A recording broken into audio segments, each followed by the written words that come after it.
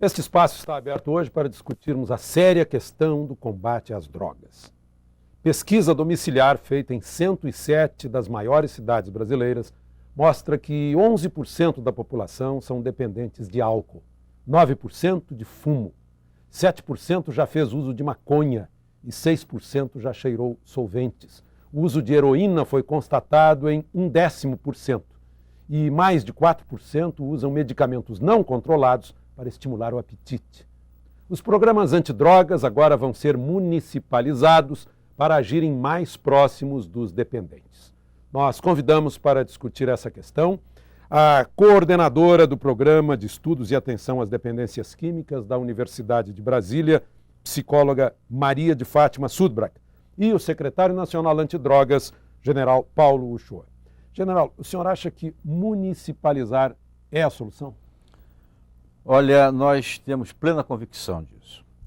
E isso está não só na política nacional, como também nas diretrizes do senhor presidente da República, que na sua mensagem ao Congresso, dia 17 de fevereiro, ele deixa bem claro que um país com as nossas dimensões, com a capilaridade que nós temos pelos municípios, levando lá na pontinha da linha as mensagens que não poderiam, vindas de Brasília, atingirem ao alvo, que são os nossos jovens lá nessa ponta da linha, é preciso que os municípios assumam, sejam orientados naturalmente para isso, mas assumam a integrar o sistema que irá fazer com que as ações sejam realizadas lá no município. Professora, a senhora acha que aumenta com isso a eficácia do combate às drogas? Com certeza, né? Todo o trabalho local, todo o trabalho comunitário, todo o trabalho que envolve a população, na sua especificidade, nas suas condições específicas de vida e também de consumo de drogas e até de envolvimento na violência, o tráfico, é o trabalho que vai dar certo, que precisa ser feito nesse país. A gente, quando fala em drogas e tráfico, a gente se concentra muito nos grandes centros urbanos, principalmente Rio e São Paulo. Mas, infelizmente, a gente sabe que as drogas estão na capilaridade desse país, até nos pequenos municípios. E aí, então, é que reside a eficácia dessa descentralização? Mas tem algum detalhezinho que é interessante nós observarmos. Sempre que se fala em droga, a primeira ideia é unir a droga à violência. Isso é natural que aconteça, a sociedade teme muito, e exemplo que você já citou. O tráfico da droga vem com o tráfico de armas. Exatamente. Mas então é preciso que quando a gente fala em droga, a gente veja um espectro do universo das drogas que vai desde o crime organizado e passando por uma série de fases, no sentido, vamos dizer assim, decrescente da criminalidade, até chegar àquele que não é criminoso, mas que está dentro do espectro, que é o usuário.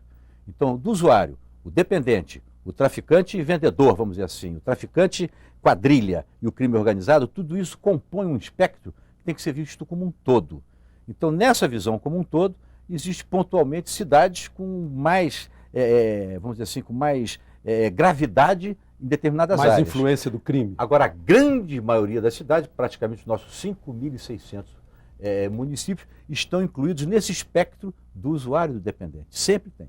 E é preciso que nós também nos lembramos, Garcia, se me permite, que a cada uma desses espaços que eu falei do espectro, eles estão sujeitos a ações, principalmente no que diz respeito à repressão e a tratamento, a ações que chegam depois da droga agir.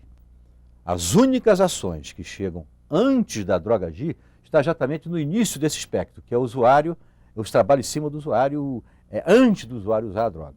Então, que são os trabalhos de prevenção primária. Essa nós temos condições de chegar ao Brasil como um todo, com o apoio, principalmente do nosso Ministério da Educação e outros órgãos, para que possamos educar e Nós formar acabamos de mostrar em Brasília a ação da universidade, estudantes que estão indo a escolas do ensino secundário, nas periferias de Brasília, com cartilhas e conquistando os estudantes contra a droga. Essa seria uma ação recomendável?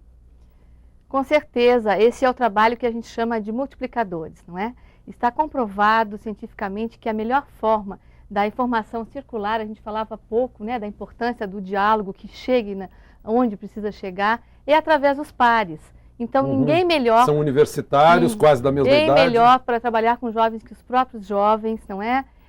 E nós temos esse trabalho, então, na capacitação, né, no resgate do potencial dos jovens enquanto agentes de saúde, não apenas enquanto uma camada perigosa, né? Alguém que ainda vai, em algum momento, se tornar um usuário ou envolvido com drogas. Triste a gente constatar que quem sustenta, para fazer um modelo, quem sustenta o Fernandinho Beiramar é a vítima da droga. Isso é que é triste constatar, né? E na verdade, agora tem um aspecto interessante para complementar o que a prezada Fátima falou, é que quando, uma ocasião, o Alexandre, participando de um fórum lá em Santana do Livramento, nós tivemos a participação de um jovem adolescente que pediu a palavra e disse, olha, essas campanhas feitas em escola, elas são muito boas, mas infelizmente, a opinião do rapaz, do jovem, infelizmente trouxeram aqui para a minha escola uma pessoa que entende do assunto, fez uma boa palestra e ficou por isso mesmo. E naturalmente a escola, participei da campanha. Os senhores não acham que é preciso que haja continuidade? Aí nós dissemos para ele, meu filho, você foi no ponto. O que é preciso é que haja um trabalho integrado para que a permanência e a campanha deixe de ser uma campanha para virar realmente uma rotina da sociedade. Mas e se ensinam os pais também a fazer a cabeça dos filhos contra a droga? Também, desde que haja uma articulação lá no nível município, dentro das escolas, todas as escolas têm a sua associação de pais. E é possível, já existem cidades, que tem a associação das associações de pais das escolas. O que é preciso é que haja um órgão institucional, preferentemente lá no nível municipal, um conselho municipal antidroga ou algo similar, que possa orientar a essa capacitação, e não só das escolas, das lideranças de todo o segmento da sociedade estarem capacitados para participar desse grande mutirão de mobilizar a sociedade para que ela, aí vem uma coisa muito importante, para que aquela sociedade cumpra o seu papel nessa guerra. Eu queria dar minha opinião com relação a essa ideia de que a vítima, né, de que o usuário sustenta o traficante. Sim.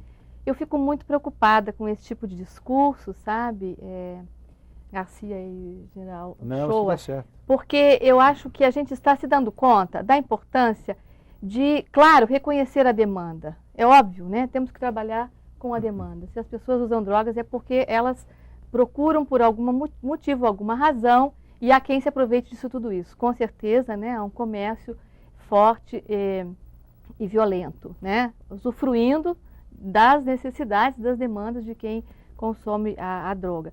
Agora, eu acho muito complicado a gente falar dessa forma linear, não é? Porque nessa história de drogas, ninguém é vítima e culpado necessariamente. Eu acho que todos temos uma participação, né? E até considerar um usuário de drogas como simples vítima, eu acho que é uma violência, porque ele é um sujeito, né? E ele busca a droga com algum significado. É óbvio que adolescentes, jovens e a população toda assolada a consumir drogas do jeito que está sendo, né? É uma violência e a gente acaba sendo vítima dessa pressão para o consumo. Mas a gente tem que cuidar muito, porque não é a vítima, né? Não é o usuário que sustenta essa grande rede aí de envolvimentos tantos com as drogas, né? Eu acho que nós temos que pensar um pouquinho e não colocar o usuário, mais uma vez, no lugar daquele que no fundo é o culpado de tudo, porque se ele sustenta... Quem é o que é, no fundo, culpado de tudo? Não é? Eu acho que não tem um culpado, eu acho que existem vários segmentos envolvidos, né, e usufruindo em vários níveis disso tudo, não é? E em algum momento a gente sabe que a droga cumpre uma função, não é? Por que que a sociedade atual, por que que os jovens atualmente, por que que a comunidade como um todo está buscando tanto as drogas, né? Por que que está servindo esse consumo? O que que as pessoas podem estar nos dizendo, né, da sua qualidade de vida, das mudanças que precisam ser colocadas no nosso dia a dia, nas nossas relações? Então, eu acho que se a gente só trabalha com essa ideia de que o usuário ele está sustentando o tráfico, fica mais uma vez carregado no usuário. Eu acho que ele é um partícipe, claro, mas a gente tem que pensar o seguinte também, o que se passa, né, nesse mundo... É a briga entre a Colômbia e os Estados Unidos. Os Estados Unidos consomem e a Colômbia produz, né? Pois é, então alguém que é interessado em criar mercado, obviamente, oferta e mercado é um processo circular, um gera o outro, não é? Se não houvesse tanto mercado, não haveria tanta oferta. Agora, uma grande oferta também estimula um maior mercado, não é? Tanto é que hoje Um jovem, para ser diferente, é dizer não às drogas, né? E não buscar a droga, porque a droga está à sua disposição. Então, eu concordo que o usuário ele tem uma participação importante. Eu acho que a gente tem que pensar o que faz com que as pessoas estejam realmente procurando as drogas, não é?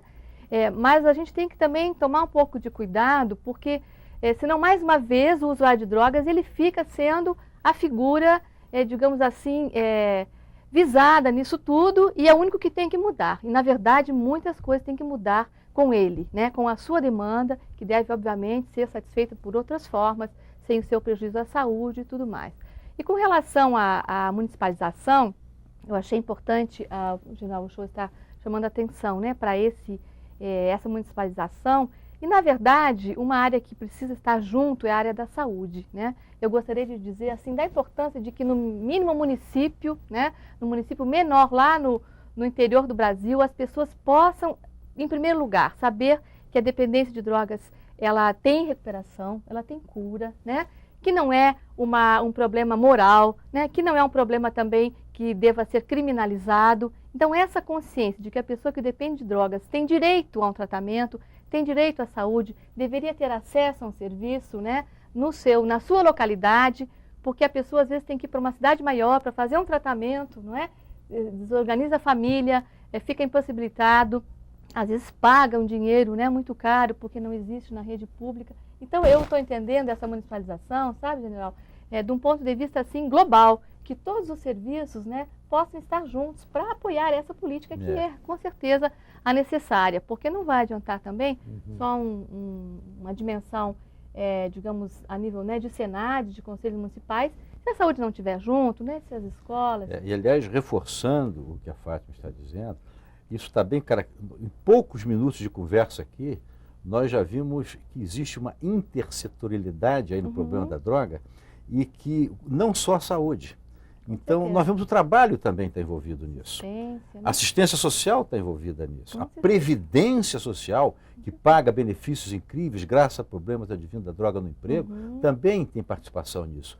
Então, é atrás dessa intersetorialidade que já começa a acontecer com a Secretaria Nacional Antidrogas e a participação de todos os ministérios mais chegados ou mais afeitos, ou seja, que tenham maior aderência ao tema, já estamos executando um trabalho conjunto visando um trabalho integrado, até mesmo em cidades piloto nesse país, um projeto que está para sair agora, os governadores de estado já estão motivados também a indicarem um par de cidades por estado, para que a gente possa fazer um trabalho intersetorial direcionado a essas pequenas cidades oficina, até mesmo para sentirmos como criar uma metodologia para mobilizar uma população para que ela tenha consciência que ela pode participar, agora, com a saúde junto, com a educação junto, com o trabalho junto, ou seja, com a assistência social junto, então a previdência social junto, tudo visando nós termos uma metodologia para depois poder expandir para as demais cidades. Agora, não só fala em metodologia,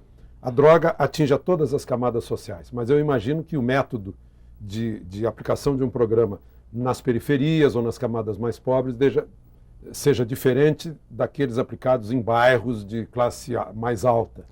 Olha, depende... Ou não há diferença? Não. Quando eu me referi à metodologia, eu quero dizer, não é dentro de um programa, você, para mobilizar uma cidade, por exemplo, inicial, se quiser fazer um trabalho de mobilização, você primeiro tem que fazer um trabalho de sensibilização. Primeiro você tem que identificar, inclusive, as lideranças e verificar a sensibilidade dessas lideranças para participar de um processo.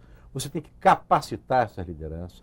Você tem que realizar uma pesquisa dentro dessa cidade, dessas comunidades, para que seja levantada e a comunidade tome conhecimento de qual é a sua situação em termos de drogas. Então, uma pesquisa que possa caracterizar isso, não só capacitados depois, os vários níveis, os segmentos organizados da sociedade, colocá-los para discutir os seus problemas, não para discutir o problema do Brasil, mas para discutir o problema da sua comunidade. Que contribuição eu posso dar, que ideia eu tenho para que o meu prefeito possa ter um plano de ação em que eu possa acompanhar esse plano de ação para ver se realmente nós vamos minorar o problema para nós. E isso é possível de acontecer, já fizemos um projeto piloto em ligação com países vizinhos e agora estamos nos preparando para fazer juntamente com o apoio dos estados, que eu acho que você sabe, os nossos estados todos tem os seus conselhos estaduais, antidrogas ou de entorpecentes, como queira, o equivalente, e que já fazem parte de um sistema integrado com a Senad, agora já buscando atingir aos municípios, para que o município tenha o seu conselho e possa haver um trabalho realmente integrado e sistêmico, a fim de que lá embaixo, na pontinha da linha, nós tenhamos condições de mobilizar, de capacitar as lideranças, aquela comunidade, para que o seu jovem possa dizer um não, ou quem sabe um sim, mas com responsabilidade, se ele deseja ou não usar a droga. E com relação à metodologia, eu concordo plenamente, né, com essa perspectiva toda do trabalho comunitário, né, que o senhor colocou, general, e também do como a gente precisa ter cuidado nessa área, né, nesse país tão grande, com situações de consumo também tão diversificadas, né, em cada região. Você acabou de colocar a questão do álcool, por exemplo, né? Então, certamente, em algumas comunidades, talvez a droga ilícita não seja ainda problema, mas o álcool, né, ou o cigarro, as drogas lícitas, estejam sendo uma situação a ser trabalhada. Então, a gente precisa realmente conhecer as características locais, não é? Os comportamentos, né, da comunidade, respeitar também a sua forma de lidar com as situações. Eu acho que os conselhos municipais são a via privilegiada, não é, general? Exatamente. Porque eles já prevêem na sua composição os vários segmentos, não é? A saúde, a assistência, não é? A justiça, a educação. Se os conselhos municipais funcionarem bem, eu penso que os municípios já estão com a célula principal, né, para esse trabalho. Isso está bem mencionado na mensagem do senhor presidente Lula ao Congresso, quando ele diz da necessidade, primeiro, de se fortalecer essa estrutura a nível estadual e depois chegar aos municípios, sempre visando adaptar as condições. Exato. É diferente o município no Alto Amazonas de um município no Chuí. Agora, como fazer numa cidade como Rio de Janeiro e São Paulo? Aí já é um pouco diferente, porque dentro aquele espectro que eu lhe mostrei, hoje nós temos, é sabido de todos, que a parte ligada à repressão, a redução da oferta, ela está muito mais evidente numa cidade como Rio de Janeiro. Por causa da presença do crime. Agora, já existe, pouca gente sabe, que o município do Rio de Janeiro, tem uma secretaria especial de entorpecentes que faz um trabalho de formiguinha e que excelente primeira qualidade, com pessoas capacitadas e abnegadas no campo da prevenção, só que o trabalho não aparece, de tão violento que é o outro lado. Uhum. Esse trabalho que faz a Prefeitura do Rio, através da sua Secretaria Especial de Entorpecentes, se tivesse começado há 30 anos atrás, talvez o problema hoje estivesse diferente. Então vamos começar hoje ou ontem, nas cidades que ainda não estão nesse ponto. Uhum. Eu penso que os grandes centros urbanos nos mostram com esse envolvimento às vezes até de uma população massiva, né, de um bairro ou de uma favela, como acontece, né, no Rio de Janeiro, estão nos dizendo de outras coisas também, né? Estão nos dizendo de outras necessidades da população, não é? Eu trabalho com jovens, com adolescentes que têm problemas de conflito com a lei. Então, a gente vê muito bem quando um jovem de classe desfavorecida se envolve com tráfico e com consumo de drogas, e quando ele está nos dois é pior ainda, né? Ou quando ele está num por causa do outro, cada vez fica mais difícil da gente fazer um trabalho, né?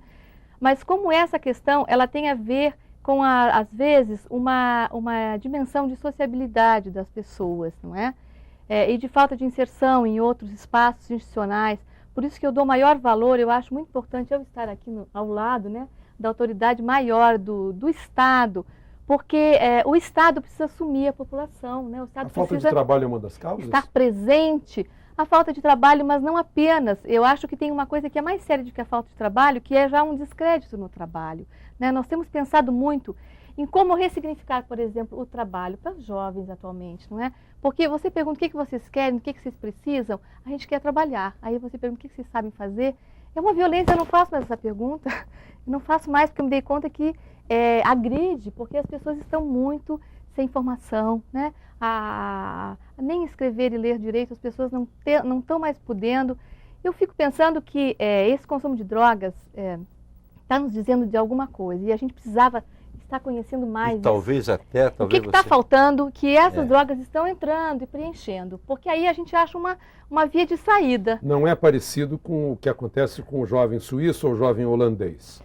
Aqui é diferente. Olha, Garcia, eu estive num estágio na Suíça, tive a oportunidade de visitar a comunidade terapêutica na Suíça, na Alemanha, Eu nunca me esqueço, até foi na presença do Dr. Matias Flack, na época eu era conselheira do CONFEM, e foi muito interessante porque a autoridade maior do governo suíço nos recebeu e nos colocava o seguinte: nós temos um problema grande aqui com a juventude suíça, que é o tédio. Porque para eles tudo está pronto, eles não têm o que pensar, o que resolver para o seu futuro e eles usam drogas. Eu digo, gente, mas nós lá no Brasil falamos exatamente o contrário. Eles usam droga porque eles não têm o que fazer, porque falta tudo. Então tem alguma coisa além disso, não é? Enfim, eu acho que é um tema bem complexo e a gente precisa, claro, encarar a nossa realidade, que é diferente da realidade suíça, não é? Mas é interessante como também... Um usa porque tem tudo, o outro usa porque não tem nada. Não tem nada. Pois é. Então, essa questão da perspectiva de vida, né? Eu fiquei pensando, o que é parecido nos dois? É a questão da perspectiva de vida, não é? Agora, uma coisa talvez Como seja é? verdade, Fátima, que atende aos dois casos, tanto aquele que tem tudo e aquele que não tem nada. Porque aqui nós temos isso Exato. também, aquele que tem tudo e aquele que Aqui não tem. também Talvez temos. um No aspecto Brasil nós esteja aí no temos tudo, né? centro, talvez um aspecto esteja aí no centro que atende aos dois lados, que é a falta de informação. Então, tanto eles lá, que tem tudo, mas talvez não tenha a informação suficiente, e esse aqui nosso, que não tem nada, mas também tem a falta de informação. É verdade. Eu chamo de falta de informação, ainda mais agora, nos dias atuais, tanta gente ligada à área da educação reclama disso, e a ética também reclama disso, que esse mundo que nós estamos vivendo hoje, esse mundo, essa globalização, esse mundo louco em que vivemos, de consumismo, em que ninguém tem mais tempo para coisa nenhuma, em que pensa que dar uma mesada para o filho já resolveu, ou então que antigamente uma mãe que ficava mais tempo com o filho, hoje não fica mais, o filho já fica, desde 2 anos de idade, já fica socializado na creche, né? Então um distanciamento cada vez maior da família, uma falta de diálogo. Despersonalização, talvez? Despersonalização. Então, nós perdendo uma série de valores aí que está na hora de resgatar. Despersonalização com egoísmo, né? Exatamente. Parece que é um paradoxo, né? Então, a informação, que para nós está no cerne disso aí, e que há pouco tempo nós vimos o problema de uma jovem nos Estados Unidos, na Califórnia, que ao completar 16 anos, porque lá eles comemoram, a moça, em vez de... O Brasil é 15 anos de idade, a debutante, né? Lá é 16, porque pode tirar a carteira de motorista. Na Califórnia, uma moça queridíssima pelos pais, apaixonada pelos pais também, queridíssima na escola, não tinha nada de errado com essa menina, excelente aluna, esperando a festa dela de 16 anos. No dia que chegou a festa dela, ela chamou para um quartinho especial, o seu quartinho, 3 das suas principais amigas, abriu uma caixinha e disse assim, hoje eu posso, estou fazendo 16 anos, e deu um comprimido de êxtase para cada uma. Ela teve um choque e morreu naquele dia. Então foi uma comoção geral na cidade, a imprensa lá publicou durante vários dias uma manchete única. Se essa menina tivesse informação, ela não faria isso. Se ela tivesse informação, ela não sabia, porque ela não tinha motivo algum para fazer. Eu acho que aqui no Brasil, nas festas, milhares de jovens estão tomando êxtase sem saber que podem morrer. E sem saber que podem morrer. Quer dizer, falta a informação. Então, isso, Ou cheirando lança-perfume. Nós achamos, Garcia, Alexandre, que todos os jovens do mundo, não é só brasileiros não, terão um momento da sua vida, talvez o mais sério hoje, no mundo de hoje, e que será o momento que eles vão ter que decidir se ele quer ou não usar a droga. E nesse momento que ele tiver que decidir, que poderá ser aos 10 anos de idade, aos 12, aos 17, cada vez está diminuindo mais a idade, né? Neste momento que ele tiver que decidir, que poderá ser num clube, numa festa, né, num local de lazer, a única solução é que para nós estarmos com a cabeça levantada, de cumprir a nossa missão, é que nós estejamos presentes nesse momento. E como estar presente nesse momento?